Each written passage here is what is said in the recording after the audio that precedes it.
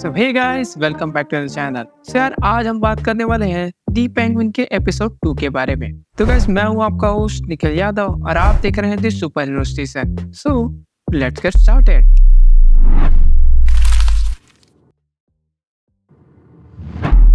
तो guys episode 2 की शुरुआत होती है आर्खम असाइलम से, जहां कोई सोफिया को हैंगमैन के नाम से पुकार रहा था। इसके बाद हमें पता चलता है कि सोफिया जा रही थी अपने भाई अल्बर्टो से मिलने के लिए। तो यार अल्बर्टो सोफिया से वादा करता है कि वो जल्द ही सोफिया को यहाँ से बाहर निकालेगा।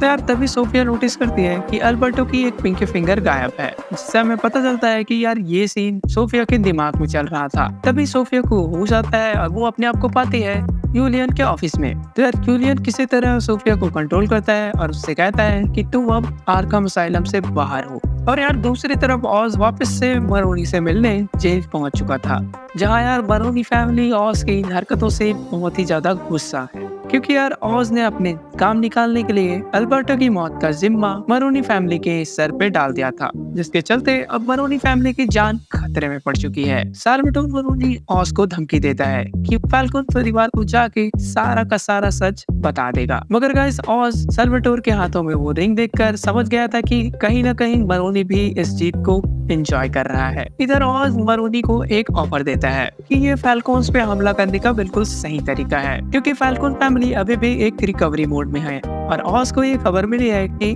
कारमाइन का भाई लूका अब उसकी जगह लेने वाला है। इसके साथ ही ऑज आगे कहता है कि ऑज पूरी तरीके से फाल्कोन्स का ड्रग बिजनेस मरोनीज के हवाले कर देगा। थोड़ा सा सोचने के बाद नाडिया और साल्वाटोर दोनों बिजनेस के लिए मान गए। अकॉर्डिंग टू ऑज प्लान, ऑज और साल्वाटोर के आदमी दोनों मिलके फाल्कोन्स का एक ड्रग शिपमेंट लूटने वाले थे। ऑज कहता है कि वो इस ट्रक के पीछे वाले गाड़ी में बैठ के सेफ रहेगा, बट यार डिलीवरी से कुछ देर पहले ही जॉनी विटी वहाँ पे आ जाता है और कहता है कि ऑज तुम ट्रक में रहोगे, पीछे वाले गाड़ी में नहीं। सत्यानाश। पर यार इधर ऑज के पास ऑर्डर मानने के अलावा और कोई बेचारा नहीं था। पर यार यहीं पे ऑज ट्रक के फ्रंट सीट को छोड़कर जोक सुनाने के बहाने ट्रक के पीछे वाले भाग में चला जाता है और मौका देखते ही वो अपने ही लोगों पर गोली चला देता है, जिसके बाद एक ताबड़तोड़ शूट आउट में ऑज अपने लोग और मरोनी को लोग को भी मारता है ताकि वो किसी के शक के घेरे में ना आए। साथ ही वो सोफिया के बॉडीगार्ड का भी जान बचाता है। और यार इस तरह मरोनी इसके लोग ड्रॉप शिपमेंट लूट के चलते बने। सोफिया और पूरे फाल्कोन फैमिली को ये शक हो जाता है कि कोई ना कोई इनके बीच कोई गद्दार छुपा हुआ है। और इधर सोफिया को चार्ज लेते देख लूका और जॉनी विटी दोनों के दोनों चिढ़ गए। तो यार सोफिया को चार्ज लेते देख लूका कहता है कि अगर इनके बीच वाकई में अगर कोई खबरी है तो उसे कब और कैसे मारना है ये इसका डिसीजन वो खुद लेगा। इसके साथ ही लूका आगे सोफिया से कहता है कि बिजनेस के मामले में टांग लड़ाने की जरूरत नहीं है, अच्छा होगा कि वो बिजनेस को छोड़ के अपने भाई लूका के फ्यूनरल पे ध्यान दे। सोफिया का भरोसा जीतने के लिए ऑज उससे कहता है कि कारमाइन के बाद उसकी असली हकदार तो तुम हो सोफिया।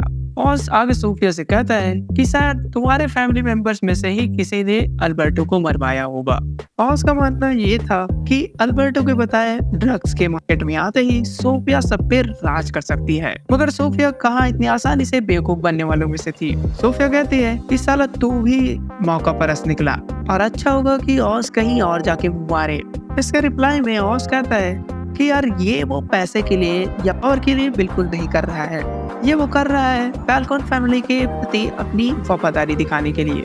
ये सब सुनने के बाद सोफिया बिना कुछ कहे वहां से चली जाती है।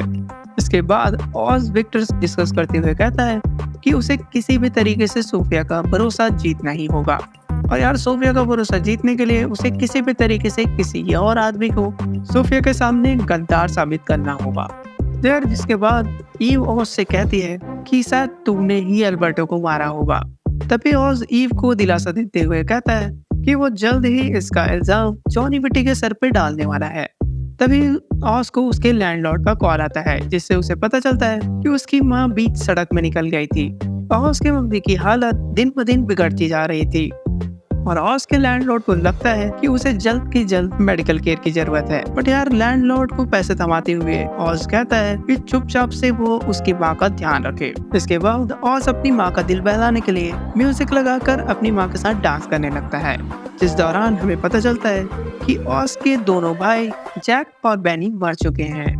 ऑज अपनी माँ से वादा करता है कि वो जल्द से जल्द उनको एक अच्छी जगह शिफ्ट कर देगा। अल्बर्टो की फ्यूनरल के बाहर लोग बैनर पोस्टर लेके नारे लगा रहे थे और यार इधर सोफिया को अकेले देख के ऑज वापस से उसके पास चला जाता है उसे मस्का मारने के लिए और ऑज ने अपने भाइयों के फ्यूनरल वाली स्टोरी सोफिया को बताई।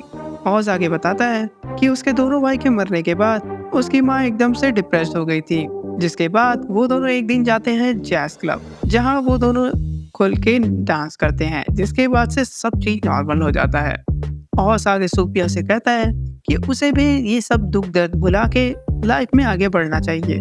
और यार यहाँ पे ऑज सोफिया से झूठ बोलता है कि उसकी माँ कुछ साल पहले गुजर गई। और यार ऑज की बातों को सुन के सोफिया के मन में कुछ न कुछ तो फर्क पड़ता है। और यार इधर सोफिया एक करप्ट पुलिस वाले को उनके बीच का गद्दार ढूंढने के लिए हायर कर लेती है।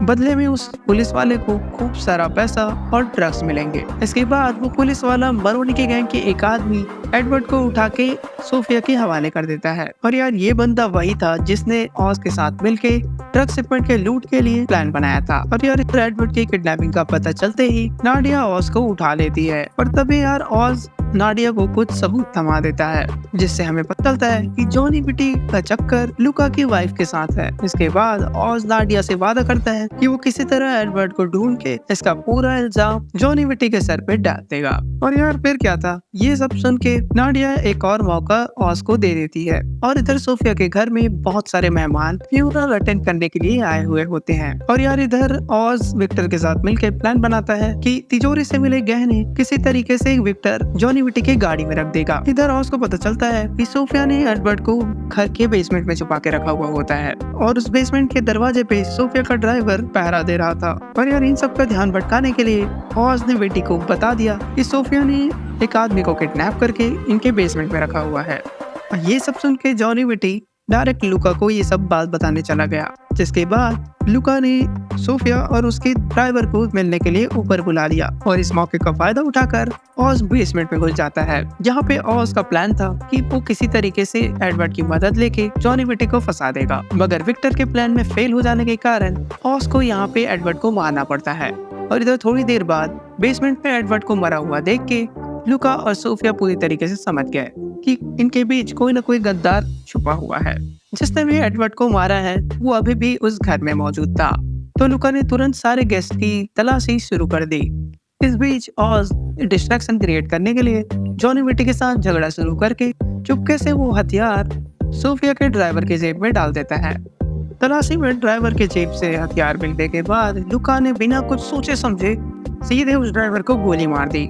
तो यार ये सब देख के सोफिया बहुत ही ज्यादा गुस्सा हो जाती है, क्योंकि उसे उस ड्राइवर को मार के अपने भाई का बदला लेना था।